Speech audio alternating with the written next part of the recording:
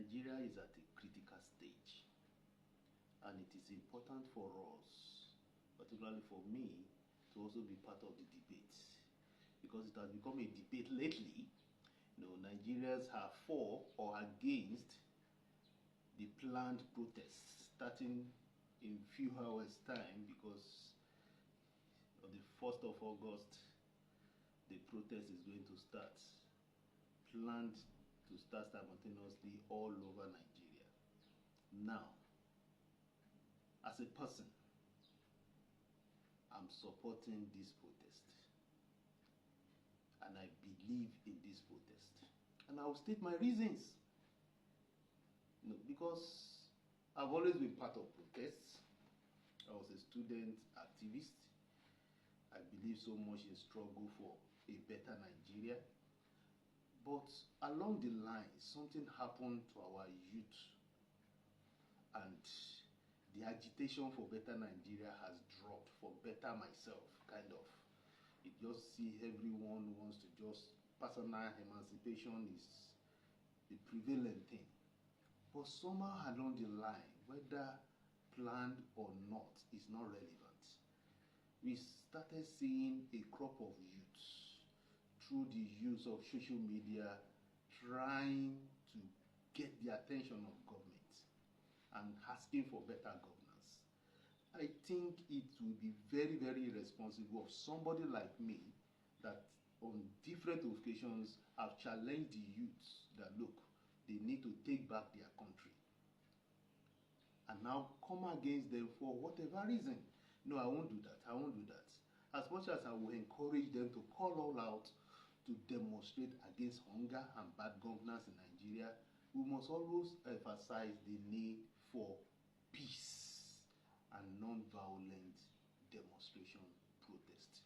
However, as much as we'll be insisting on peaceful protest, we also know from experience that how peaceful a protest will be will depend largely on government and government forces.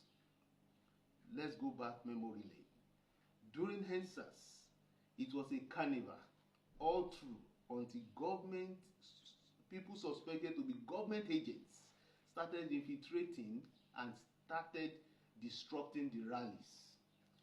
Gradually, it gravitated towards violent demonstration, because when you throw something at them, they will retaliate, because these are crowd. They are not on the same level of maturity. The leaders of the protest might be mature, but at slightest provocation, some of them will not be able to resist. So it depends largely on the government. When we were in school, we demonstrated against the military. We call them different names. Babangida, we turn it to Bobongita. The administration we call Junta. We will sing abusive songs in the name of radicalism and confronted the military men.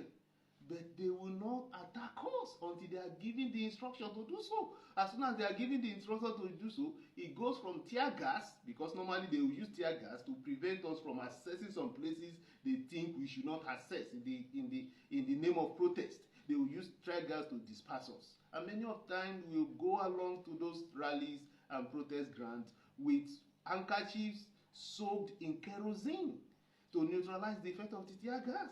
But when it gets violent, they begin to shoot live bullets.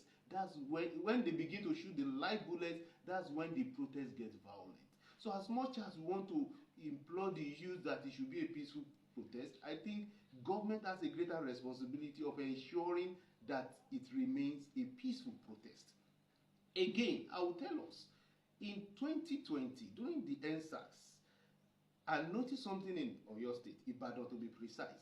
The Operation Boss, I've always said it anywhere I have the opportunity, that the commander of the Operation Boss then did so well. The Operation Boss engaged the protesters very civilly.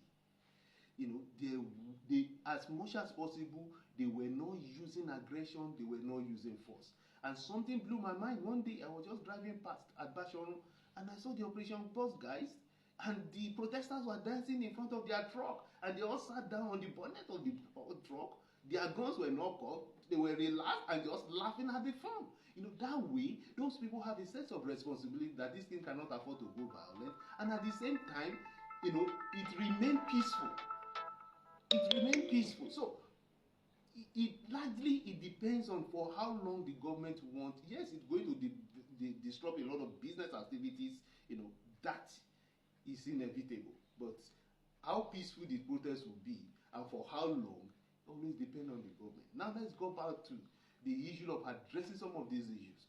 In the last 1 week, I must commend government for trying, but they spent more time trying to prevent the protest than addressing the issues raised by the protesters. And I think that's where they got it wrong. If only they took time, till yesterday, some people were still telling me the protest will not hold. That is wrong. Don't assume that it will not hold. Because if the things listed as the reasons for agitations have not been met, then don't assume that the protest will not hold. It is better to assume the protest will hold and do everything possible to resolve the issues causing the agitation.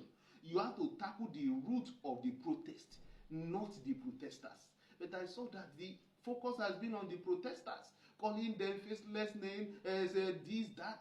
It will not work, because what they are agitating for happen to be something that is general. If you are, everybody is feeling the pinch. You know, it's so painful. I will tell you, and these are facts that you can verify. Standard size of standard size of bread, loaf of bread, used to be around 400 naira this time last year. Now it is 1,300 naira. A bottle of groundnut was between 400, you know, standard bottle of groundnut was between 400 and 500 naira last year, this time last year. Now it is 250 naira. We talk about rice, we talk about beans, everything has gone up. Now, for somebody that is living on stipend, because majority of Nigerian youths, except those in the real corporate world, those in the manufacturing sectors, most of them are wage earners. They are casual laborers. So for most of them, how do you think they will survive? And government has no program to engage them in the last 1 year, when things have gone beyond the roof. So these are not. This is not. It's not a phantom of our imagination. This is a suffering that is palpable. People can feel it. They are going through a lot, and a man that is dying of hunger will not be afraid of bullets. That's the funniest thing. A man that is already dying of hunger will not be afraid of bullets. And I will give you a life scenario.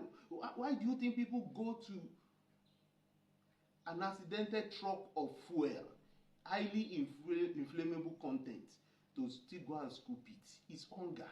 A man that is not hungry, a man that is comfortable, that has sufficient, will not risk his life.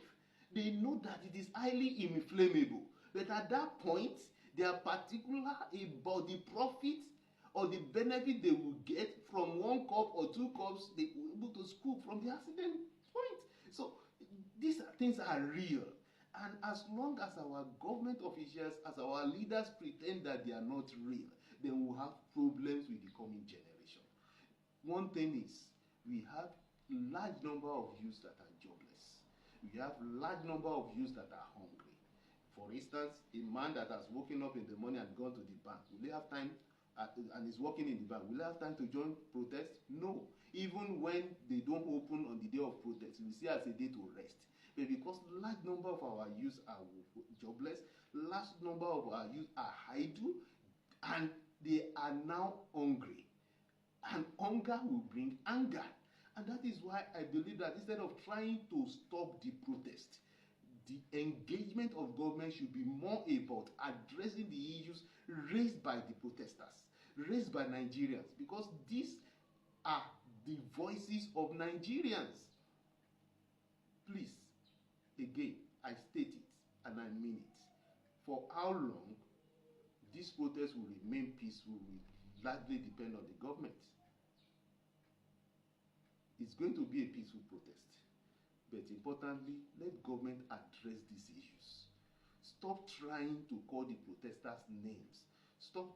The IG is trying. The IGP is trying. It's his responsibility. And in fact, I must commend him because he has come out more than any IGP we've had in recent time to engage the public and about these protests, you know, in a very civil manner. We must commend him. But more importantly, let government address the issues raised by the protesters, raised by Nigerians, not trying to stop the protest.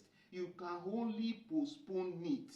It is inevitable that when you keep suppressing the people, sometime, someday, some people will rise that are insuppressible. It is very, very simple. Asiwaju Bola Ahmed Tinubu fought for democracy. So let some people too demonstrate for democracy. Let them speak for democracy. That's what they will boast of in the nearest future. I was talking now, I spoke about what I did as student leader and what we did even in the time of Hope 93. You know, we participated. We played our own role. They must play their own role so that they can have a country they desire to call their own. We can't stop them. It's their fundamental right. However, to what extent are we addressing the issues raised by these protesters? My next telecast will be about the issues raised. I'm going to treat them one by one and what I think government can do. Because if we don't treat these issues, then we are all sitting on a gunpowder. For our youths and the next generation to really have Nigeria they can hail, they must demonstrate, they must protest. And for government to give us the Nigeria we can hail, we must address issues raised by Nigerians. I rest my case for